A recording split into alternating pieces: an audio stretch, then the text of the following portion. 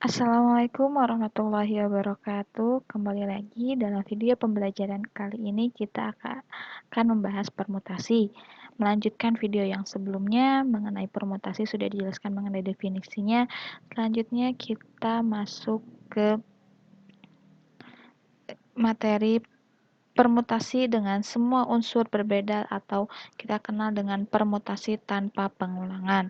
Nah, permutasi dengan semua unsur berbeda atau permutasi tanpa pengulangan ini terbagi menjadi dua bagian.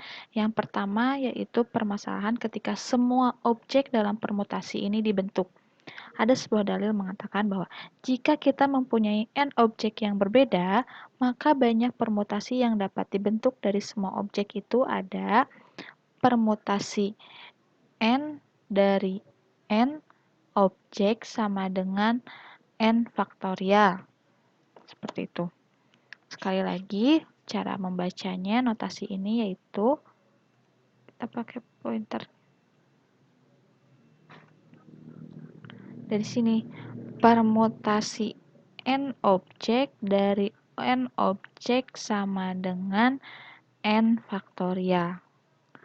Contoh kasusnya, contoh pertama, diketahui ada 3 abjad pertama, yaitu A, B, dan C. Berapa banyak permutasi dapat dibentuk dari 3 abjad itu?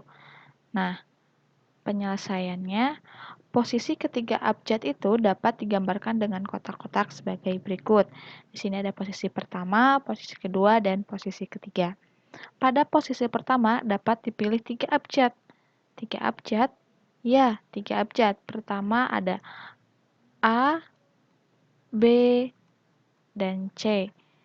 Untuk posisi kedua ada 2 abjad. Kenapa menjadi 2 abjad? Karena ketika di sini sudah dituliskan ada A, B, atau C, maka tinggal tersisa 2 abjad.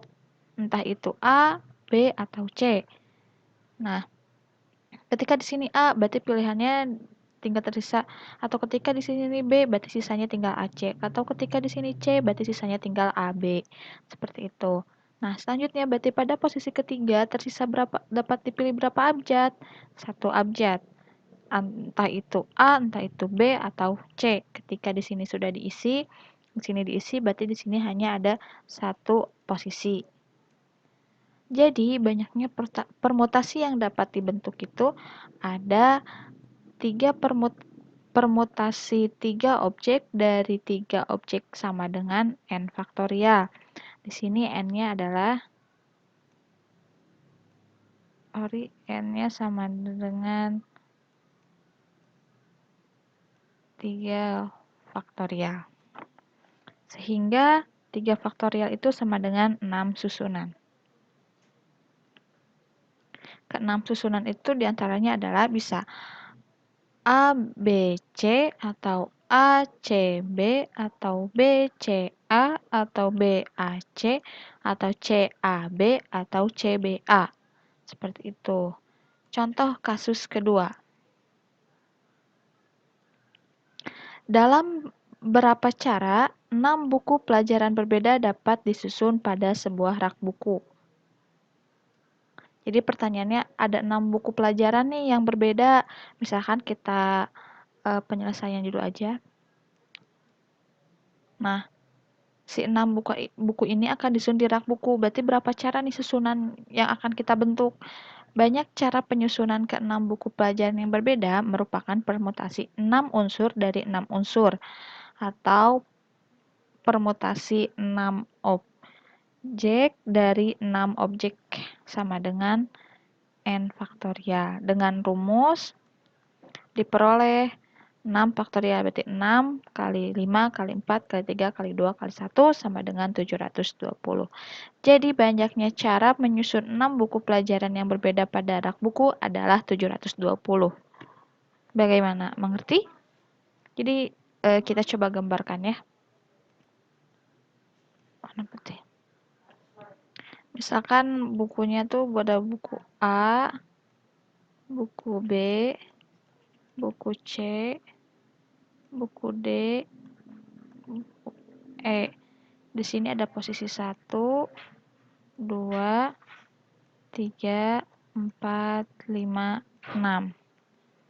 Nah, berarti kan tadi yang ditanyakan berapa banyak cara atau kemungkinan nih, makanya permutasi ini merupakan permutasi semua objek yang dibentuk sama dari 6 buku untuk menempati 6 posisi.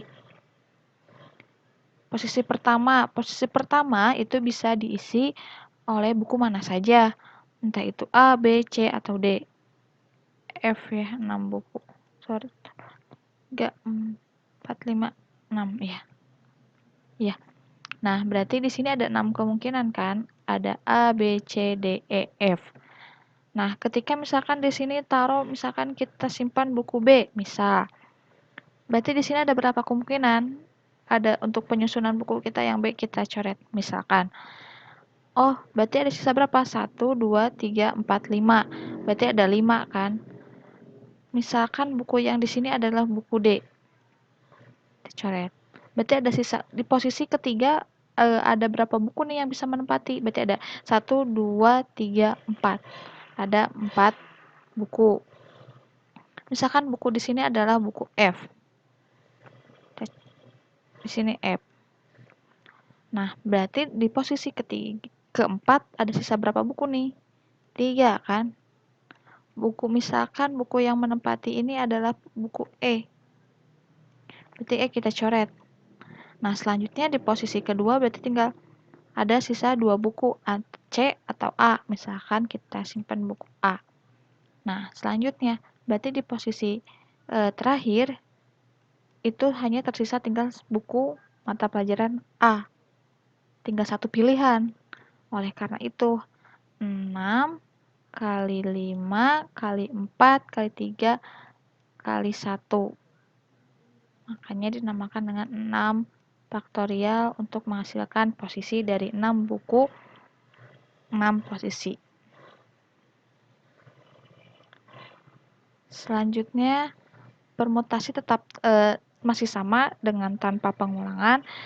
Itu ada bagian di mana sebagian objek dibentuk. Nah, rumusnya berbeda lagi ya. Misalkan kita mempunyai n objek yang berbeda. Jika k objek diambil dari n objek, maka banyak permutasi yang mungkin. Ada k permutasi k objek dari n objek sama dengan n faktorial dibagi dengan n dikurangi k difaktorialkan. Judulnya telat. Contoh kasusnya. Diketahui 4 abjad pertama yaitu A, B, C, dan D. Kemudian diambil 2 abjad. Berapa banyak permutasi yang dapat dibentuk? Di sini sudah kita ketahui ya, di sini ada 4 abjad pertama, lalu di sini diambil 2 abjad pertama. Sudah bisa menebaknya? Ya, berarti di sini K-nya 2, di sini N-nya 4. Seperti itu. Penyelesaian. Nah, diketahui N-nya 4, K-nya 2. Maka permutasi 2 objek dari 4 objek sama dengan 4 faktorial dibagi 4 dikurangi 2 difaktorialkan sama dengan 4 faktorial dibagi 2 faktorial sama dengan 12. Kenapa 12? Masih bisa kan menghitungnya? 4 faktorial itu berarti 4 kali 3 kali 2 kali 1 dibagi 2 kali 1. Sama dengan di sini coret. 4 kali 3 sama dengan 12. Jadi banyak permutasi yang dapat dibentuk, ada 12 susunan dengan susunannya sebagai berikut. AB, AC, AD, BA, BC, BD, CA, CB, atau CD, atau DA, atau DB, atau DC. Nah, susunan yang dapat dibentuk dari 4 huruf, kemudian diambil 2 huruf. Ada 12 susunan atau 12 kemungkinan. Selanjutnya, contoh nomor 4. Contoh kasus permutasi tanpa pengulangan.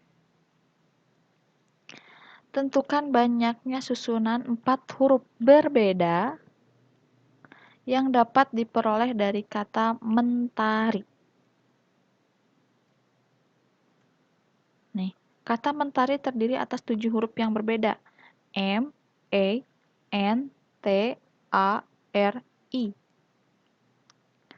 Banyaknya susunan 4 huruf berbeda yang dapat diperoleh dari 7 huruf berbeda tersebut merupakan permutasi K objek atau permutasi 4 dari 7 huruf atau P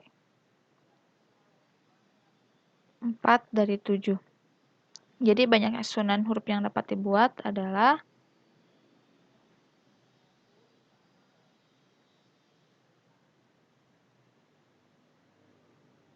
seperti ini.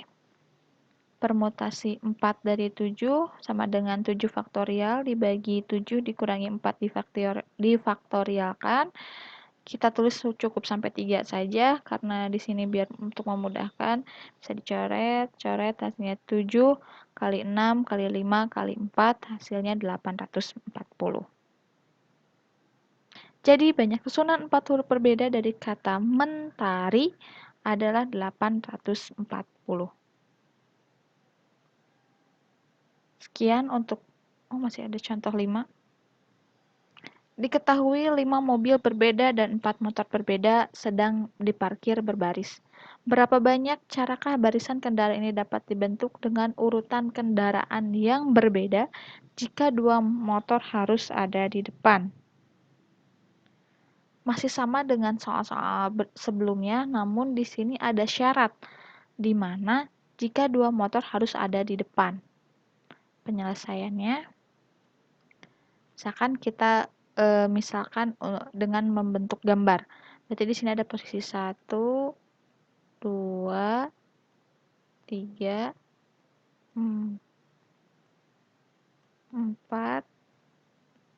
5, 6, 7, 8, 9. 5 mobil, 4 motor. Jadi 9 ya.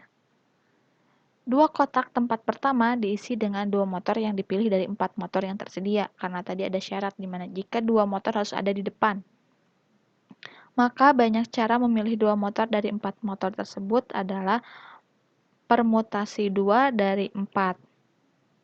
Sama dengan 4 faktorial dibagi 4 kurangi 2 difaktorialkan. 4 faktorial dibagi 2 faktorial sama dengan 12. Yang tadi ya, 4 kali 3 kali 2 faktorial, 2 faktorialnya di sini bisa dicoret, sama dengan 4 kali 3, 4 kali 3 sama dengan 12. Nah, maka sisa kotak ini berarti 9 kurangi 2 ada 7 ya. Sisa kotak tempat lainnya dapat diisi dengan 7 kendaraan yang tersisa. Nah, di sini tidak ada aturan di mana saja. Yang penting berbeda kan. Di sini misalkan mobil 1, mobil 2, mobil 3, mobil 4 ataupun random lain sebagainya. Nah, berarti di 5 mobil 5, di sini sisanya 2 motor atau yang lainnya. Berarti ada 7 objek diambil dari 7 kejadian atau 7 objek dari 7 objek. Nah, berarti 7 faktorialnya ini hasilnya 5040 dikalikan dengan 12 tadi, karena di sini sudah ada 12 kemungkinan, bukan lagi 7. Jadi 12 kali 7 faktorial sama dengan 12 kali 5040 sama dengan 60.480. Jadi banyak cara barisan berbeda dapat dibentuk jika 2 motor harus ada di depan adalah 60.480 cara. Seperti itu. Kasusnya sampai kasus 5. Semoga pembahasan mengenai permutasi tanpa pengulangan ini bisa kalian pahami dengan baik. Sekali lagi, Apabila ada pertanyaan, silahkan tanyakan di kolom komentar. Untuk siswa yang diajar oleh saya bisa memberikan komentar di kolom aplikasi sekolah. Sekian, mohon maaf apabila ada kekurangan. Wassalamualaikum warahmatullahi wabarakatuh.